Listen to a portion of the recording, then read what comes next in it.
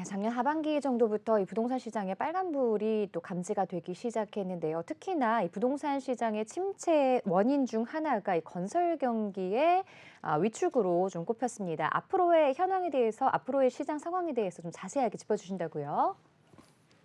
그래요. 올해의 이제 건설 경기들 뭐 많이 안 좋다라고 그러한 얘기들을 많이 듣고 있죠. 그것이 이제 원인이 발생됐기 때문에 결과론적으로 나오는 시기는 아무래도 뭐 2년이나 3년 뒤에 많은 그런 결과론이 나오게 되는데, 지금 이러한 문제가 있기 때문에 추후에 또 뭐 어떠한 원인들로 인해서 결과가 만들어지기 때문에 건설 경기가 우리가 저 부동산 시장에서는 또 건설 경기가 어떻게 돌아가고 있는지를 한번 체크해 보셔야 그런 것도 중요한 또 변수로 작용하기 때문에, 올해 있었던 이제 23년도죠. 건설 경기 동향 한번 살펴보시자면은 건설 수주 추이 자체가 뭐 감소를 하고 있죠. 아무래도 공공과 또 민간이 대부분 많은 공사를 진행하는데, 이런 감소세가 계속 지속이 되고 있다는 점은 또 포인트로 보셔야 될 것 같고요.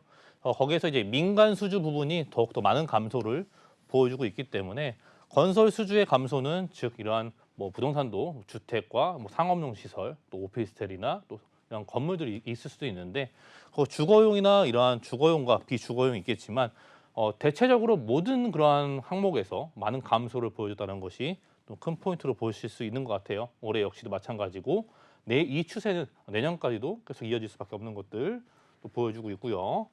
또 상반기에 이 건설 투자 같은 부분은요, 오히려 증가를 했습니다. 1.8% 증가폭을 보여줬고, 뭐 1분기에 1.9%, 2분기에 1.7%.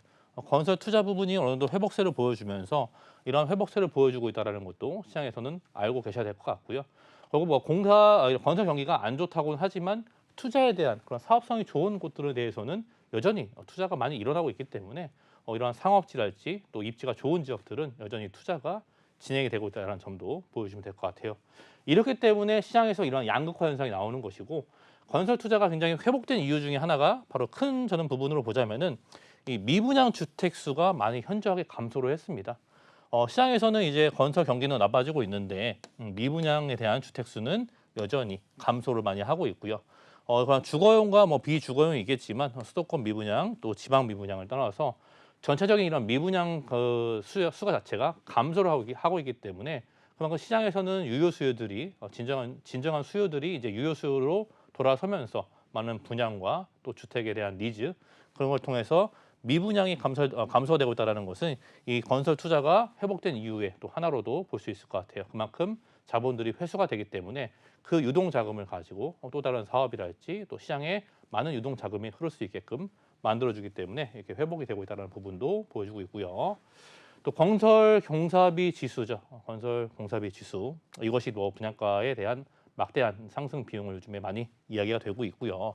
또 올해도 여전히 작년 대비해서 많은 상승률을 보여주고 있고, 뭐 특히 뭐 시멘트나 또 레미콘 18%에서 21% 정도 여전히 상승했기 때문에, 이렇게 원자재 가격 자체의 상승, 거기에 또 인건비의 상승, 또 안전 감리에 대한 부분이 더욱더 강화가 됐기 때문에 앞으로 나올 이런 분양하고 있는 단지들은 상당히 고분양가가 지속적으로 유지될 수밖에 없다는 것을 보여주고 있고, 그만큼 착공과 인허가 물량이 감소하는 것도 있겠지만 그런 부분들이 많은 복합적으로 융화가 되어서 이러한 공급 부족의 사태를 앞으로 향후에는 보여줄 수밖에 없는 현재 원인들이 만들어지고 있다는 것을 말씀드릴 수 있을 것 같아요. 자, 착공 면적이죠, 그죠?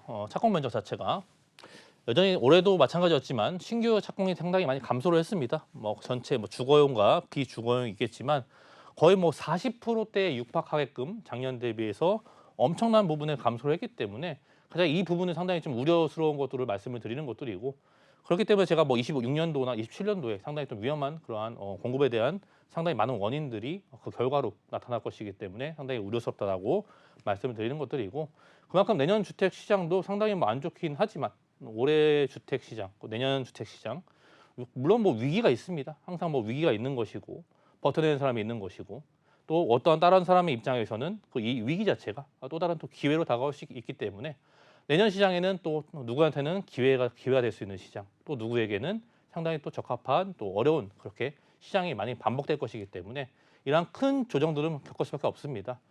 건설 수주의 침체랄지 또 건축 공사의 중심으로 또 건물의 건설 물가가 상당히 상승되고 있고 증가 속도는 둔화가 되고 있기 때문에 우리나라의 경제 성장도 상당히 좀 둔화가 되고 있죠.